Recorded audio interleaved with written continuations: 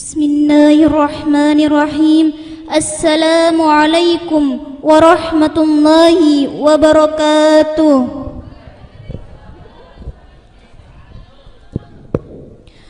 Pergi ke pasar membeli tomat, yang beli harus hormat. Jika kita umat Nabi Muhammad, jawab salam saya dengan semangat. Assalamualaikum warahmatullahi wabarakatuh.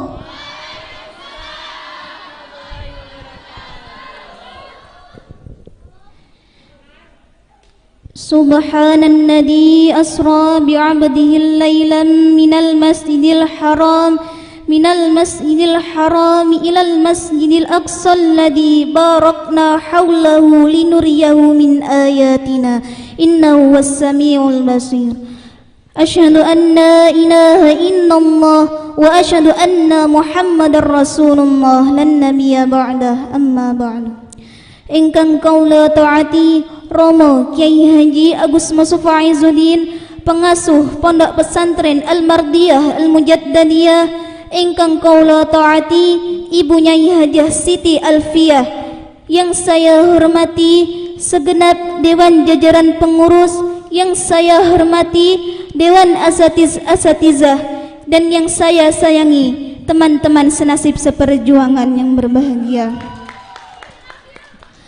Dalam rangka hormat peringatan satu peristiwa besar yang mempunyai nilai historis yang sangat tinggi dalam peradaban Islam, yakni di Isra Mi'rajkannya Rasulullah sallallahu alaihi wasallam.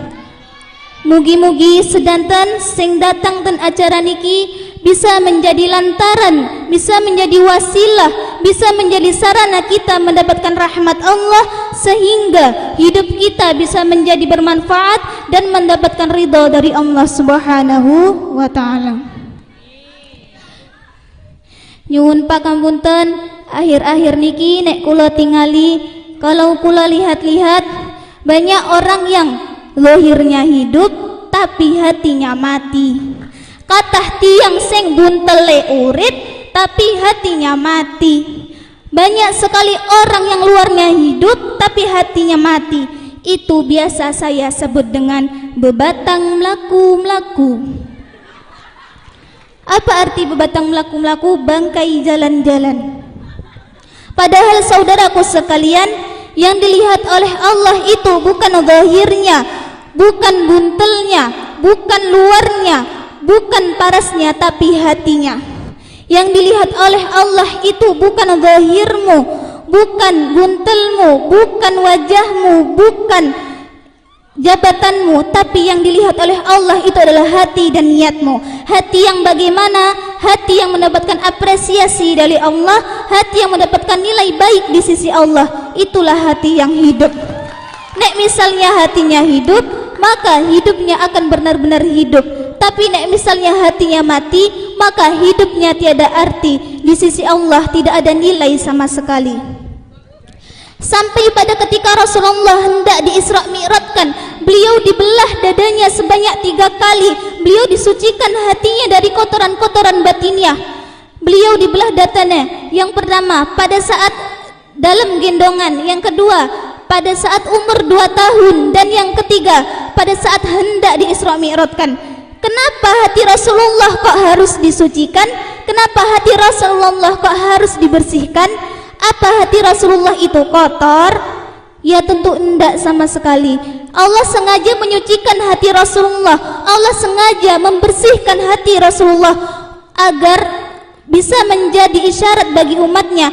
Jika kita hendak melakukan sesuatu, harus berawal dari hati yang bersih. Hati dicapkan kesambungan iman, takwa, amal soleh, majelis zikir, majelis taklim, majelis solawat, majelis thariqah, pengajian-pengajian. Nek hati ne metu setrume, nek hati ne kroso enek setrume, kuwi berarti hati ne urip. Lah nek misale hati dicapkan kesambungan iman, takwa, amal soleh, majelis zikir, majelis taklim, majelis thariqah. Nek misale hati ne boten enten setrume, malah ngantuk, teklak, tekluk, kuwi berarti ini hati ne mati. Hati yang hidup, hati hati ben urip kui dengan berzikir. Berzikir kepada siapa? Kepada zat yang maha hidup yang tidak akan pernah mati selamanya, yaitu Allah Subhanahu wa ta'ala. Dahi Allah, fadhkuruni adhkurukum waskuruni wala takfurun. Allah, lah tak ngene sing jawab. Kui jenenge nafsu besar, tenaga kurang. Makanin jauh gempon. Fadhkuruni adhkurukum washkuruli wala takfurun. Ingatlah kalian kepadaku, maka aku akan ingat kepadamu. Mendekatlah kalian kepadaku, maka aku akan mendekat kepadamu. Berdoalah kalian kepadaku, maka aku akan mendoakan kepadamu. Allah ki penak garis sampeyan jane. Terus salat duha, masalah salat duha. Salat duhanya Rasulullah itu 12 rakaat. Ada ulama mengatakan 8 rakaat. Salat duha itu pintu pembuka rahmat. Ada sebagian mengatakan salat duha itu pintu pembuka rezeki. Di sini saya tidak menjelaskan pintu pembuka rezeki karena nek misalnya saya jelaskan pintu pembuka rezeki, uang malih enggak gelem bekerja, gelem salat tok. Arak mobil, pengen tuku omah, pengen numpak sepur. Allahu Akbar. Entul jedet guling-guling kopek-kopek. Allahu Akbar. Entul jedet guling-guling kopek-kopek. Baru kuwi dibuat tasbih. Diunyer. Wur. Selestri. Zaman diamben, zaman dulu sama zaman sekarang itu penak pundi? Saya menak pundi? Ya penak zaman saiki. Zaman sekarang mau beli sayur. Zaman dulu mau sayur dadak terutusan ngisor pager jelalah kok enek uler keroken berkui nek arek ngolek bumbu demben dadak ngulek. Lah nek zaman saiki enek blender galek cemplung nih bawang berambang kunyit jahe ketumbar micin cemplung nih baru kuwi dicetlek nih ceklek terus bar lembut. Terus zaman dulu nek misalnya badhe ning kondangan kalih garwane enggak usah susah-susah parut nih genteng dinggo wedak wis bar pupuk. Mas, aku wis ayu napa dereng? Wajahmu seperti bidadari keseleo. Lah nek zaman saiki Masya Allah dandan ting telung jam. Dadak pedicure, manicure, hand bodyan, lotionan, maskara, eyeliner, idepe diwalik jentit, pisan matane diwalik.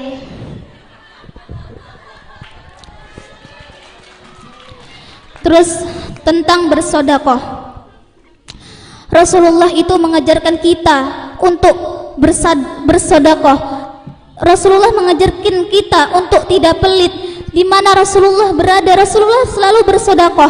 Rasulullah itu tidak bisa tidur kalau di kantongnya itu masih ada uang. Lah nek awak dhewe nggak iso turu nek neng kantong nggak enek duwe. Lah terus Rasulullah, dimanapun Rasulullah berada, Rasulullah selalu eleng Allah. Kemana Rasulullah melangkah, kemana Rasulullah menginjak, Rasulullah selalu eleng Allah. Lani awak dewe arep melangkah, arep nyapa elengi sapa? Mau makan teringat wajahmu, mau tidur teringat wajahmu, mau apa teringat wajahmu kasihku. Sapa sing ngono ki? Sapa neh nek gak Alfan?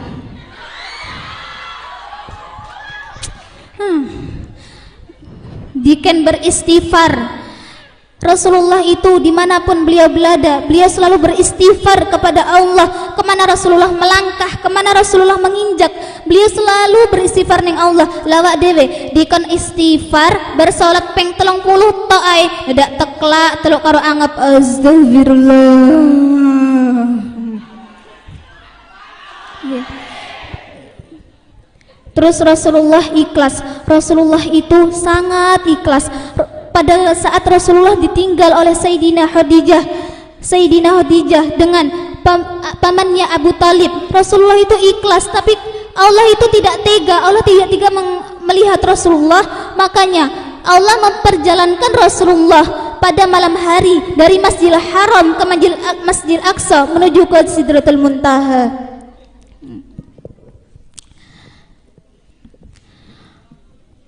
Mungkin